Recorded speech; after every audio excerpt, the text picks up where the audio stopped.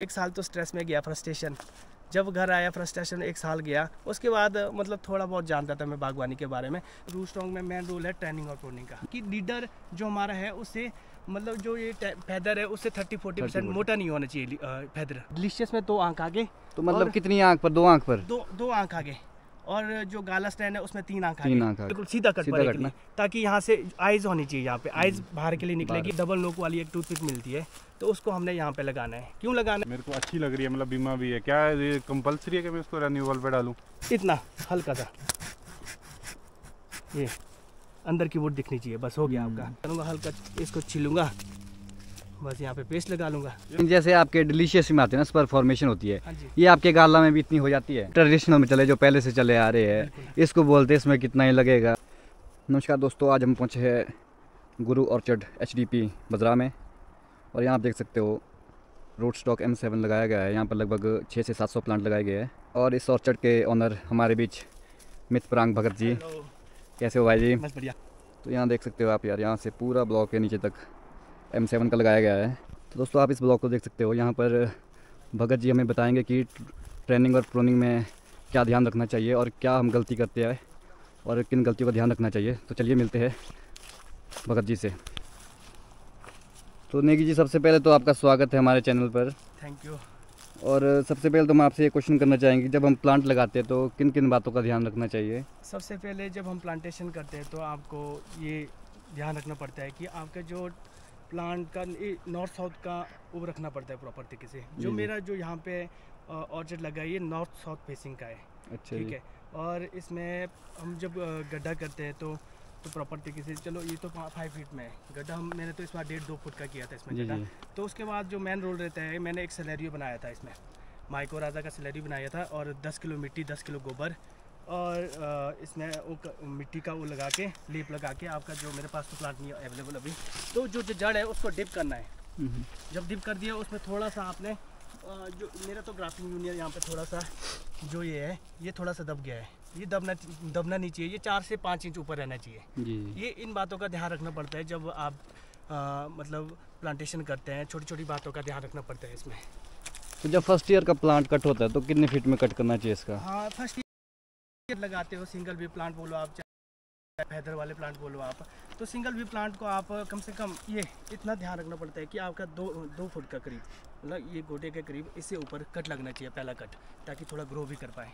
तो जैसे कि आपने रूटस्टॉक M7 लगाया है, हाँ जी, तो मतलब इसमें क्या डिफरेंस है रूटस्टॉक और सीडलिंग में? देखो रूटस्टॉक और सीडलिंग पे ये डिफरेंस है। आपका जो रूटस्टॉक है इसमें अर्ली क्रॉपिंग है एक तो, ठीक है, और सीडलिंग पे जो स्पर फॉर्मुलेशन उतनी खास नहीं बनती है जो मतलब ये रूटस्टॉक पे बनती है, तो ये डिफरेंस है। और बहुत प्यारी कैनोपी इसमें बनती है जो मैंने देखा। ये तो रूटस्टॉक M7 है जी। हाँ जी, हाँ जी। अच्छा, M9 का क्या रहेगा जी? M9 है ड्वार्पिंग रूटस्टॉक, ठीक है, उस पर हम स्पर टाइप वैरायटी पे नहीं जा सकते, ठीक है। मेरे हिसाब से तो उसमें या तो गाला स्टैंड पे जाओ, ताकि काफ़ी विगर ग्रोथ हो उसमें जी।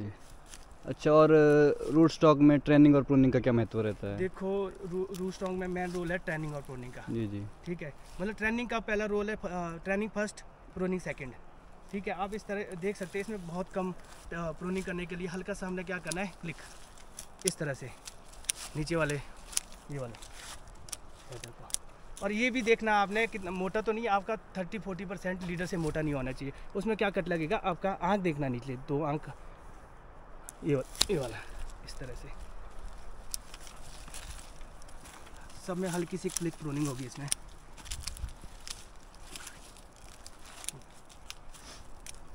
तो आपने सीडलिंग के प्लांट भी लगाए, तो उसमें क्या महत्व रहता है? सीडलिंग के प्लांट की मतलब मैंने ये देखा कि रूटस्टॉक में जो क्वालिटी बन रही है वो उस पे नहीं बन रही है। और ट्रेनिंग का क्या महत्व रहता है सीडलिंग में? ट्रेनिंग पे सेम आप डिटो इस तरह से जा सकते हैं, वर्टिकल एक्सिस में जा सकते हैं। अपना अपना तरीका है, अपने अपने प्रैक्टिसेस है, अपना अपना एक्सपेरिमेंट है। मुझे तो ये लगा जो मैंने जो कैनोपी बनाई है, टॉल स्पिंडल सिस्टम है, बिलो हॉरिजॉन्टल में नहीं गया, मतलब जाएगा ये जब फ्रूटिंग लगेगी बिलो हॉरिजॉन्टल में जाएगा, बट एक टॉल स्पिंडल सिस्टम की तरह गया। अगर पहली साल में लगभग 10-12 फीट ग्रोथ जाएगी तो कितना कट लगना चाहिए वैसे? अगर फेदर कम है, मतलब 1, 2, 4 है, 10-15 फुट तो चाहिए नहीं हमारे को रूटस्टॉक में, ज़्यादा से ज़्यादा 11 से 12 12 फीट बेस्ट है। चाहे M9 की बात करो, चाहे M7 की बात करो, चाहे M111 की बात करें, हल्का इस अब अपने इसने तो अपनी ग्रोथ अचीव कर ली, कम से कम ये मुझे लगता है कि 15 फुट के करीब 15 फीट है ये। तो हमने इसमें क्लिक मारना ही नहीं, ऊपर टिप पे तो कुछ भी नहीं मारना है। मतलब होता हमने अगर इसमें हल्का सा क्लिक मारेंगे तो ये ग्रोथ में जाएगा, क्योंकि इसने अपनी अचीव कर ली ग्रोथ। इससे ऊपर तो हमारे को चाहिए नहीं ग्रोथ। तो मतलब ऊपर क्या हल्का कट लगेगा कैसे? कुछ नहीं अगर लगेगा। पहली साल में होगा? अच्छा, जो पहली साल का प्लांट है, जैसे आपने इस बार हाँ जी, प्लांटेशन हाँ की, जी। नेक्स्ट ईयर आपका प्लांट कम से कम 10 फुट गया, तो उसमें हल्का सा मारना ही पड़ेगा ऊपर, कम से कम 1 फुट तक लगभग। अच्छा, स्टब कट क्या होता है जी? स्टब कट आपको बताता हूँ, यहाँ पे लगाया है।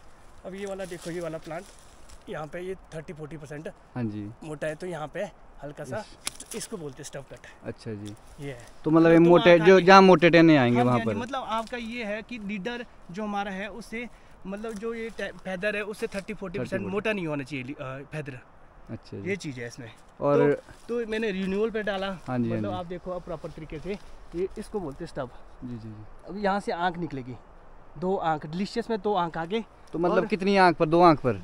2 आंख आगे, और जो गाला स्टैंड है उसमें 3 आंख 3 आगे। आंख आगे। क्योंकि अगर 2 आंख आगे मारे, क्योंकि उसके जो आइज होती है बहुत कम निकलती है उसमें। जैसे आपके यहाँ पर ये हाँ जी। ग्रैनी स्मिथ है शायद, है ना? हाँ हाँ, ये तो ग्रैनी इसमें कितने, जैसे तो बहुत मोटे आ गए ना यहाँ पर? जैसे ये वाला रिमूव होगा जी, जी। आपका, तो मेरे पास तो आ रही तो है नहीं, ठीक है। यहाँ पे 3 आंख आगे, यहाँ पे कट लगेगी इसमें, यहाँ पे कट लगेगा। हाँ ठीक है। ये चीज़ है इसमें। और ये डच कट क्या होता है? डच कट आपका इसमें क्रॉच एंगल तो बहुत कम बना है, जी जी। मैं बताता हूँ आपको।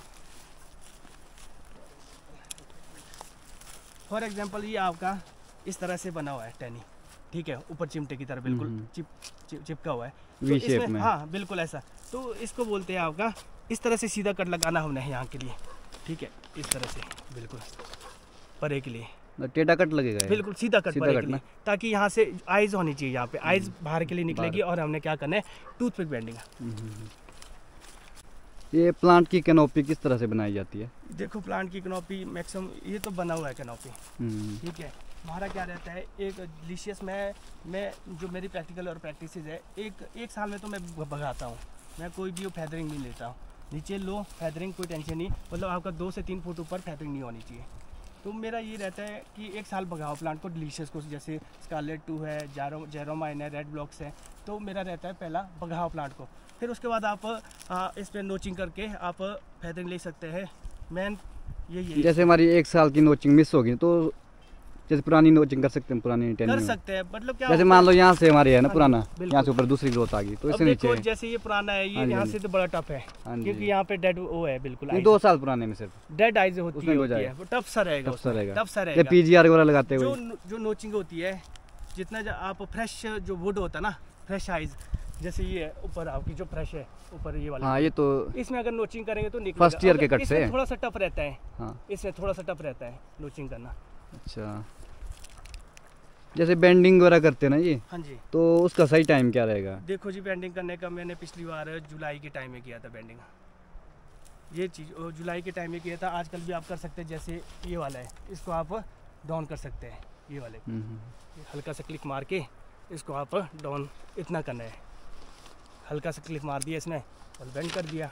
ये तो पहले ही बन चुका है ये वाला, इसे हल्का क्लिक मार दिया, ये चीज़ है इसमें। और आपके जैसे आपने कहीं टूथपिक बेंडिंग की है ना ये, हाँ जी, हाँ जी। तो इसका क्या रोल रहता है? देखो टूथपिक बेंडिंग का ये रोल रहता है इसमें, जब हम नोचिंग करते हैं उसके बाद जब इसमें फैदरिंग 6 इंच की होगी, मतलब जब ये शूट जो 6 इंच के निकल गया इससे इतना, तो हमारा क्या डबल नोक वाली एक टूथपिक मिलती है, तो उसको हमने यहाँ पे लगाना है। क्यों लगाना है? ताकि हमारा क्रॉच एंगल मर जाए। क्यों? अब देखो बहुत अच्छा फैदरिंग हुई है इसमें, और जो ये इसका बना है बहुत बिल्कुल सही बना है, क्रॉच एंगल तो बना ही नहीं इसमें। ये रोल रहता है, आप जितना मर्जी अब इसको नीचे भी करेंगे ना नहीं तो टूटेगा। नहीं टूटेगा ये चीज़ रहता है टूथपिक बेंडिंग का।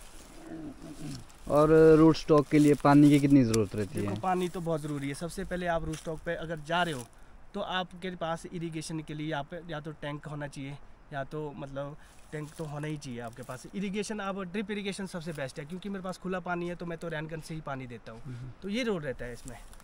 जैसे प्लांट की ग्रोथ मेरी पूरी हो गई है, बिल्कुल ठीक है। अब जैसे आपने रिन्यूअल पर डालना, बाय द वे मैं नहीं चाहता हूँ मेरी अच्छी ब्रांच है ये, बिल्कुल मेरे को अच्छी लग रही है, मतलब बीमा भी है, क्या ये कंपलसरी है कि मैं इसको रिन्यूअल पे डालूँ?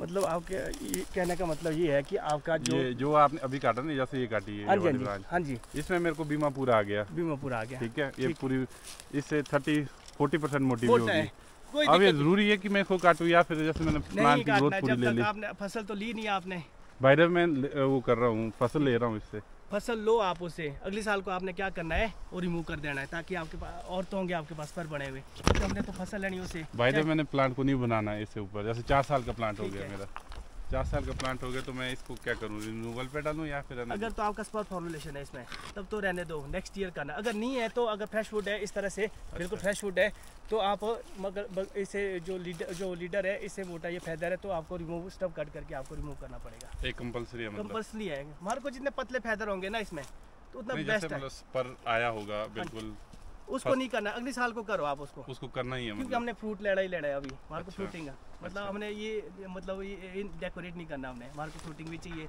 मतलब पतले फेदर आपके जितने जैसे ऊपर वाले हैं ये सारा रिमूव होगा। वो कैंची क्या डालिए,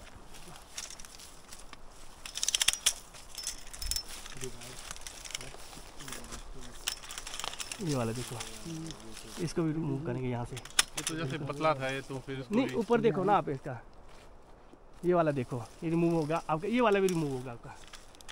अच्छा। मतलब जो लीडर से जो 30-40% मोटा नहीं चाहिए हमारे को फेदर। अच्छा। लीडर चाहिए हमारे को स्ट्रॉन्ग, और जो फेदर है इससे मोटा नहीं चाहिए लीडर से। अच्छा। वो सारा रिन्यूअल होगा आपका स्टब कट करके, बस ये चीज़ है इसमें, मेन रोल तो यही है इसका। कटिंग बहुत कम है आपका, ट्रेनिंग इसमें बहुत बढ़िया है। जैसे ये इससे वीक आया था ना कई बार, जैसे इसमें आया, ये लास्ट ईयर आपने किया होगा, तो जैसे वीक है और इसमें जो ये नीचे से ग्रोथ आई है, जी, तो इसका इशू तो नहीं रहेगा कि स्ट्रॉन्ग होगा या नहीं होगा? ये अब देखो क्या बोलते हैं, जितना आपका पतला फेदर होगा वो बेस्ट है। नहीं आगे के लिए तो पतला है ना, सिर्फ पीछे से है, पीछे का क्या रहेगा? पीछे का कोई रोल नहीं है, अब देखो इसका कोई रोल नहीं है, चाहे जितना मोटा हो कोई टेंशन नहीं। अब आपने क्या करना है, बेंड कर देना है इसको। अच्छा। हल्का सा क्लिक मार दिया यहाँ पे।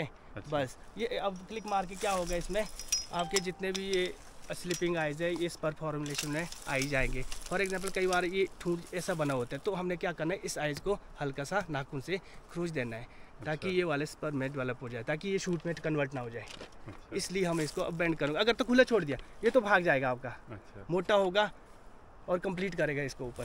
अच्छा। ये चीज़ है, इस तरह से अभी बेंडिंग होगी, इसके बाद मेरा जो मेन रोल रहेगा बेंडिंग का रहेगा इसमें।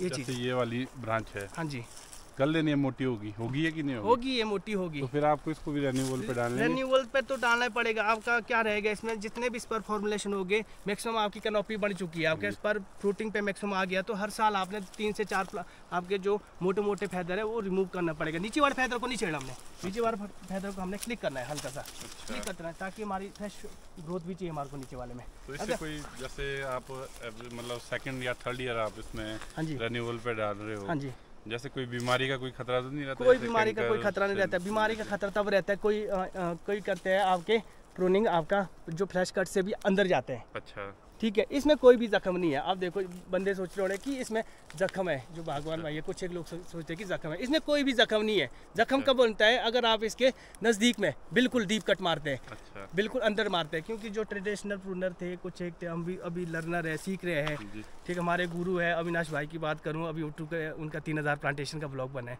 मैं जो भी उनसे सलाह मशवरा उन्हीं से लेता हूँ, क्योंकि वो गुरु है, बताते रहते, हर चीज़ बताते रहते, करना ना करना हमारी वो है। अच्छा। ठीक है, मेहनत तो खुद करनी पड़ती है, बंदा सिर्फ एक बताता है। और ये चीज़ है इसमें। ये फेदर निकालने का सही टाइम क्या रहता है? फेदर निकालने का टाइम है 20 फरवरी के आसपास। मैंने जो नोचिंग करके निकालते हैं, नोचिंग करके मेरे पास हेक्सा ब्लेड है, शायद दी हुई किसी बार ना, ये देखो ये वाला। 20 फरवरी के आसपास आपने क्या करना है, इस तरह से आइज कितना थोड़ा सा इतना हल्का सा ये अंदर की वुड दिखनी चाहिए, बस हो गया आपका। क्या होता है, ऊपर साइड हमने कट मार दिया, अब क्या हो गया, सारा सैब रुक के यहाँ से बाहर फटेगा ये वाला।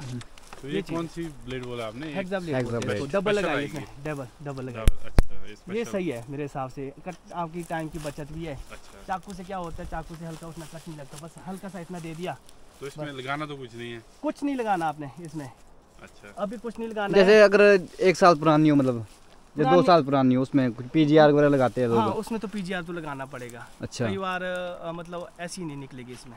ठीक है, पीजीआर मेरे तो विदाउट पीजीआर है, सारा जितने भी है, क्योंकि मैं वो देता हूँ नीचे केमिकल या अभी जीवामृत वगैरह, उसी से अभी सारा जितने भी है मैंने अभी तक कोई पीजीआर नहीं ट्रीटमेंट नहीं किया है। अच्छा, जैसे ये टेन है ना ये आपकी, हाँ जी, ये मान लो हमारे को पूरी होगी जितनी हमारे को चाहिए, इसने अचीव कर ली अपनी पूरी लेंथ, ठीक है। तो जैसे कोई लोग इसमें कट मारते, कोई इसको खाली बेंड करते हैं, तो क्या रहता है इसका मेन? देखो आपका क्लिक तो मारनी ही पड़ती है नीचे वाले फेदर में, क्योंकि कई लोग बोलते हैं ना कि सिर्फ बेंड करो आप इसको, इसमें कट मारो, आगे इसमें रिंग बनेगा अगली साल आएंगे। अब मैं आपको बताऊंगा, पिछले साल का मैंने यहाँ पे क्लिक मारा था, अब देखो आए ना, किसी में शूट भी आए, तो मैंने क्या किया, समर प्रूनिंग किया है, हल्का सा क्लिक आपको देना पड़ेगा। क्या होगा, क्लिक जब मारेंगे तो आपका सेब जो है बैक मारेगा। नहीं, जैसे आप इसमें अगर क्लिक ना मारो तो इसमें रिंग भी तो बन जाता है, रिंग बन जाता है, मतलब जो आपके तो उसका क्या रहता है फिर? जो आपके स्पर है उतने नहीं बन पाएंगे। अच्छा, क्लिक से अच्छे बनते हैं, चाहे हल्का बेबी क्लिक मार दो उसमें। जो मेरा प्रैक्टिकल और प्रैक्टिसेस है उसकी बात कर रहा हूँ मैं, मतलब रिंग से बेटर जो है रिंग भी मार सकते हैं आप, कोई टेंशन नहीं है। बट हमने जो नीचे वाले हैं ना, जो ये वाले नीचे फेदर, इसमें हमेशा क्लिक ही मारनी है। आप ज़्यादा दूर जा रहे हैं भाई दावे में, मेरे मानने के अनुसार आप दूर जा रहे हैं। बिल्कुल। तो इसमें जैसे डेड वुड जनरेट नहीं होगा इसमें, जैसे ये है यहाँ से काफ़ी दूर चले गया है। हाँ जी, हाँ जी। तो इसमें जैसे डेड वुड है तो जनरेट नहीं होगा इसमें? डेड वुड नहीं होगा इसमें जनरेट। अच्छा, अगर मैंने इसमें क्लिक मार दिया ना, आपकी जितने भी आइज है, अब मैंने पिछले साल की यहाँ पे क्लिक मारा था, ये भाग गया और यहाँ पे देखो शूट आए, वो ये नजदीक था ना। हाँ नजदीक था, जैसे ये लंबा चले गया इसमें हमारा। आपका इस बार आएंगे। अच्छा, आएंगे क्योंकि अब बेंडिंग, प्रॉपर बेंडिंग करके आपके स्पर फॉर्मुलेशन हो ही जाती है इसमें। ये रोल है इसका। ये बेंडिंग कितनी तरह की रहती है आपकी? जैसे कोई करता है सिर्फ कि इसके जो यहाँ जहाँ से निकली उसके थोड़ा उसके नीचे रहना चाहिए आपका ये लास्ट पॉइंट। बिल्कुल इतना होना चाहिए आपका बेंडिंग का, बोल रहे हैं? हाँ जी, हाँ जी, इतना बेंडिंग होना चाहिए इसको बिलो हॉरिजॉन्टल में। अच्छा, बिलो हॉरिजॉन्टल। कोई वर्टिकल एक्सिस सिस्टम जाते हैं, वर्टिकल एक्सिस सिस्टम आपका ऐसा है, ठीक है, हल्का सा वो करते हैं, ये बिलो हॉरिजॉन्टल में बढ़िया। सीडलिंग में कैसा है? इसमें भी अलग अलग? सीडलिंग में भी आप इसी पे जा सकते हैं, ठीक है, आप हाई डेंसिटी में जा सकते हैं, 5 फुट पे आप प्लांट टू प्लांट लगा सकते हैं, कोई टेंशन नहीं है उसमें, ठीक है। मेहनत है इसमें, थोड़ी सी मेहनत है, ठीक है, मतलब प्रूनिंग बहुत कम है इसमें, ट्रेनिंग ज़्यादा है इसमें। रूस्टॉक में 1 मंथ लगा इसमें बेंडिंग करने के लिए, खुद ही अकेले किया है इसमें बेंडिंग का। अगर लेबर लगाएंगे, लेबर के द्वारा टूट भी सकता है, तो खुद सारा बेंडिंग मैंने 1 महीने में खुद की है, सारी बेंडिंग सुतली से।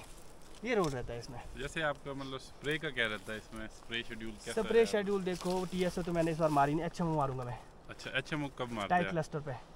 टाइट क्लस्टर पे मारूंगा 200 लीटर में 4 लीटर ये एचएमओ आपका। तो टीएसओ के लिए क्या सजेशन देते हैं? अगर से आजकल बंदे टीएसओ मार रहे हैं, टीएसओ अपना वो प्रैक्टिकल प्रैक्टिस है, कोई मार रहे हैं, कोई नहीं मार रहे हैं। जो मार रहे हैं कोई तो 7-7 लीटर भी मारते हैं, वैसे रिकमेंड जो ये हॉर्टिकल्चर डिपार्टमेंट करते हैं 4 से 5 लीटर रिकमेंड करते हैं। अच्छा, ठीक है, तो 4 से 5 लीटर बेस्ट है, क्योंकि जो हैवी मारेंगे तो क्या होता है, ब्लैकिश, आपने शायद देखा ब्लैकिश जैसा होता है, ब्लैकिश जब होगा तो उससे, हाँ वो चीज़ है, उसमें ज़्यादा ब्लैकिश भी नहीं होना चाहिए। यहाँ देखो, जैसे यहाँ पे हल्का सा पेपरी बाग है, तो क्या करूँगा, हल्का इसको छिलूँगा, बस यहाँ पे पेस्ट लगा लूँगा। सबसे बेस्ट कौन सा रहता है पेस्ट वगैरह लगाते हैं? देखो बेस्ट अपना वो है, मैं तो किसी कंपनी का वो नहीं करना चाहूँगा। मैंने शुरू में चौपाटी पेस्ट भी लगाया। चौपाटी पेस्ट से क्या हो रहा है, उससे जो ऑयल है वो फैलता है और उसी से पेपरी बाग हो रहा है। तो उसके बाद मैंने, आपके एक्सपीरियंस से कौन सा अच्छा रहेगा? अभी उसको मेरे हिसाब से प्रोसील अच्छा है। प्रोसील बहुत ज़बरदस्त है। ट्राइसील भी तो उसी का ही है ना, सेम चीज़ है। प्रोसील भी है, एपेक्स भी आप यूज़ कर सकते हैं, उसका भी अच्छा रिजल्ट है। एपेक्स भी मैंने यूज़ किया अभी तक है, वाइट ये वाला, ये देखो कितना अच्छा रिजल्ट है एपेक्स। इसके साथ आप फंगीसाइड कोई भी बेबिस्टिन थोड़ा सा मिला के, बढ़िया है। ग्रैनी है ना आपकी, ग्रैनी स्मिथ है, तो इसमें बेंडिंग में ज़्यादा बेस्ट रहता है इसको? बेंडिंग तो करनी पड़ेगी, बेंडिंग तो बहुत ज़रूरी है इसमें। देखो कुछ एक छूट गए थे यहाँ, देखो ऊपर एंगल ही बढ़ गया इसका, धनुष्यकार का। अब इस ये रिमूव होगा, यहाँ पे बेंडिंग तो बड़ा ज़रूरी है। अब जैसे यहाँ पतला आ गया, इसको बेंड कर दिया इतना, हल्का सा क्लिक भी कर सकते, नहीं भी कर सकते, मेरे हिसाब से क्लिक ही मार दो, इसमें हल्का सा आ ही जाएगा इसमें। ये कौन सी वैरायटी में? ये रेड ब्लॉक्स है। अच्छा, रेड ब्लॉक। हाँ, इसकी मैक्सिमम कैनोपी बन चुकी है, अब ऊपर टॉप नहीं मारूंगा इस पे। अच्छा, इसके बस ये वाला प्रूनिंग करने के लिए रहा। टॉप पे बिल्कुल नहीं मारेंगे आप? टॉप क्योंकि अचीव कर ली इसने ग्रोथ, अच्छा, प्रॉपर इसने अचीव कर ली ग्रोथ। तो उससे ऐसा नहीं होगा कि ऊपर बी में आ जाएंगे? कोई टेंशन नहीं, बी में आ जाए, हल्के से आप रिमूव कर दो आप। इस बार मेरे मैक्सिमम इसमें फैदरिंग होगी ऊपर, मतलब इसमें पता कितनी फैदरिंग है, 40+ फैदर है इस वाले रेड ब्लॉक्स में, 40+ फैदर। तो कुछ एक अब मेरे को घाड़ा भी नहीं रखना पड़ेगा, ये फैदरिंग थोड़ा रिमूव भी करना पड़ेगा। जैसे ये वाला है, ये वाला मेरे को रिमूव करना पड़ना फ्लैश कट से, ठीक है, ये वाला है। झिझक नहीं करना है इसमें। कट जो लगाना है कट लगा दिए कट, तो उसके बाद क्या जैसे मतलब पेस्ट कंपलसरी रहेगा या पेस्ट तो लगाना पड़ेगा। इसके बाद जो रहेगा आपका पेस्टिंग का रहेगा आपका, मोटा कट है ना, चाहिए पेस्ट। इतने में नहीं लगा सकते, हल्का इसमें तो चल पड़ेगा, कोई टेंशन नहीं। जैसे आपके डिलीशियस में आते हैं ना, स्पर फॉर्मेशन होती है, हाँ जी। ये आपके गाला में भी इतनी हो जाती है? गाला में थोड़ा सा टफ रहता है। क्या होता है गाला में, जब आप फॉर एग्जांपल में गाला का प्लांट इधर आओगा, यहाँ पे देखो स्लिपिंग आइज में बहुत रह जाती है। स्लिपिंग आइज बहुत रह जाती है। यहाँ देखो कहीं यहाँ पे कट मारा था, क्लिक नहीं की थी, और यहाँ देखो 2 ही 3 भी में आए हैं। इसमें रहता है, इसमें डेड वो रहता है, स्लिपिंग आइज रहती है। ये चीज है इसमें। नहीं, गाला में जैसे पूरा आ गया टेनी, ठीक है, इसमें भी कट मारना पड़ेगा गाला में? तो मारना पड़ेगा यहाँ। अच्छा, हल्का सा क्लिक मारना ही पड़ेगा, हल्का बेंड कर दिया।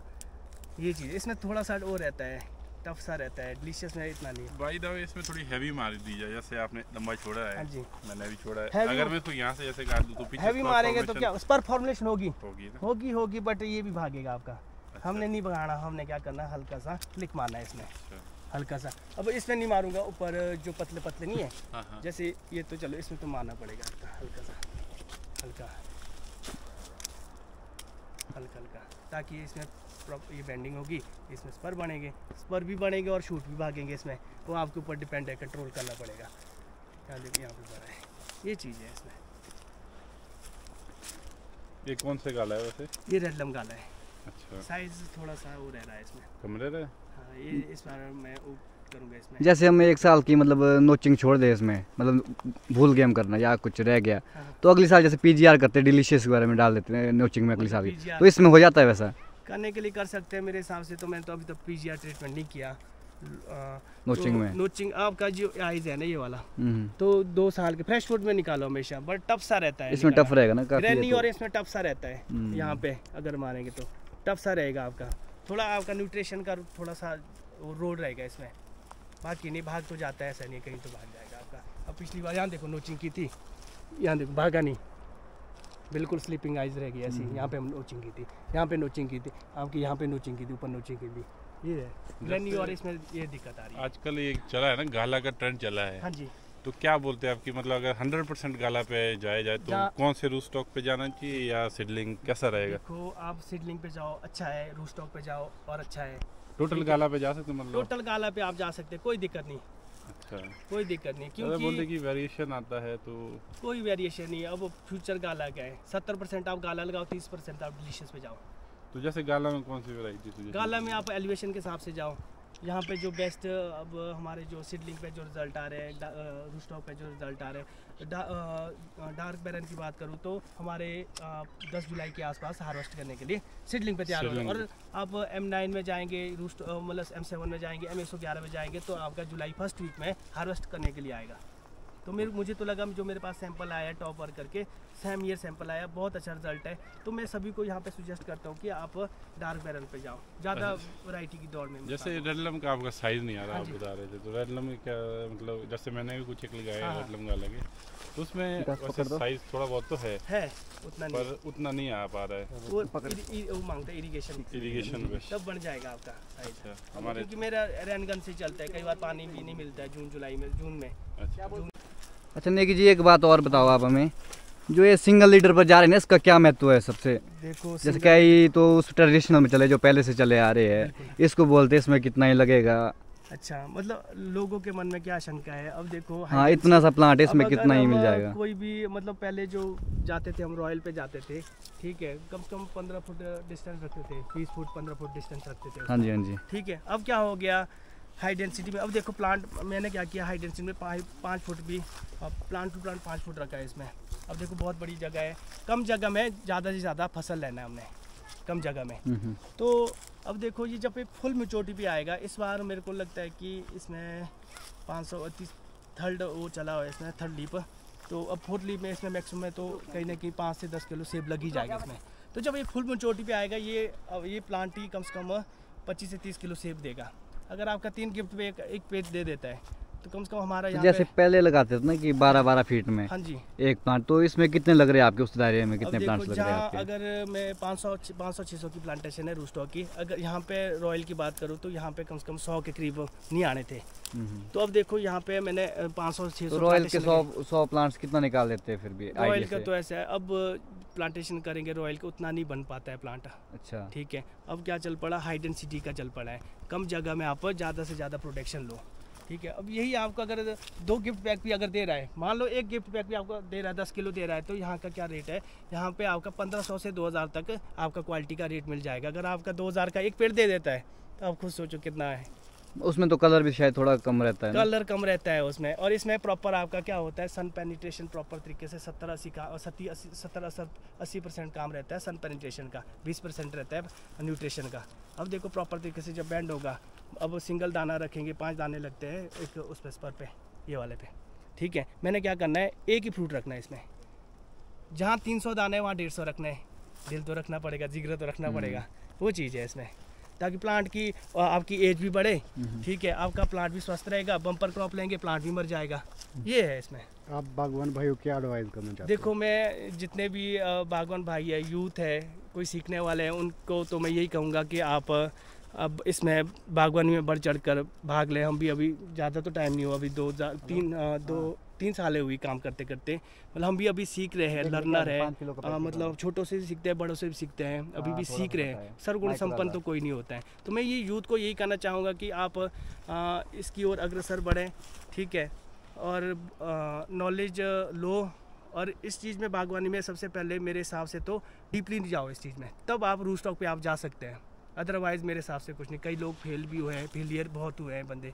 ठीक है, लोगों ने क्या किया, इंपोर्टेड प्लांट लाए, हज़ार प्लांटेशन की नॉलेज नहीं था, तो पैसा हर जगह मायने नहीं। जो आपके प्लांट से कितने ईयर्स के हैं? ये अभी 3 ईयर कंप्लीट होंगे, अभी Feb 7 में, अभी 7 फरवरी को। आपको ये काम करने की मोटिवेशन कहाँ से आई? शौक़ था मेरा, शौक़ में फिर मुझे अभी रिसेंटली बात करूं 2016-17 की बात, तो मतलब मैं बैंकिंग कोचिंग करता था। ठीक है, उसके बाद क्या हुआ, ये नेटवर्क मार्केटिंग में चला गया मैं, तो वहाँ से थोड़ा क्या हुआ, सक्सेसफुल तो मिली नहीं। ठीक है, अब लोग पैसे के चक्कर में भागते हैं, तो वहाँ से क्या किया, वहाँ से मुझे बहुत कुछ सीखने के लिए मिला। 1 साल तो स्ट्रेस में गया, फ्रस्ट्रेशन, जब घर आया फ्रस्ट्रेशन 1 साल गया। उसके बाद मतलब थोड़ा बहुत जानता था मैं बागवानी के बारे में। फिर एक मेरा टूर लगा नौनी का, मेरे फ्रेंड सर्कल थे गौरव मशनू साइड के, उनके थ्रू में नौनी यूनिवर्सिटी गया। तो जब मैंने वहाँ पे देखा नौनी की हाइट और यहाँ की हाइट, और जो वहाँ पे थोड़ी सी गर्मी, हल्की गर्मी है, डिट्टो हाइट है हमारी, उनकी शायद 42-4300 की हाइट होगी, 43-4400, तो यहाँ की जो हाइट है 4200 के करीब है। तो वहाँ से मैंने देखा वहाँ पे रूस्टॉक पे बहुत ज़बरदस्त क्रॉपिंग हुई थी उस पर। तो मैं वहाँ से मोटिवेट होके फिर क्या किया, मैंने एक्सपर्ट को पकड़े, एक्सपर्ट को फ़ोन किया। ठीक है, कोई सुनते थे, कोई नहीं सुनते थे। ठीक है, मैंने क्या किया, नॉलेज लेता गया यूट्यूब के द्वारा। प्रैक्टिकल प्रैक्टिस तो खुद करना पड़ेगा। सीखने के लिए आपके पास यूट्यूब है, उससे सीखो, उसमें काफ़ी अच्छे प्रोग्रेसिव फार्मर है, बहुत अच्छे जिससे सीखना है तो वो वहाँ से भी सीख सकता है। बाकी प्रैक्टिकल और प्रैक्टिस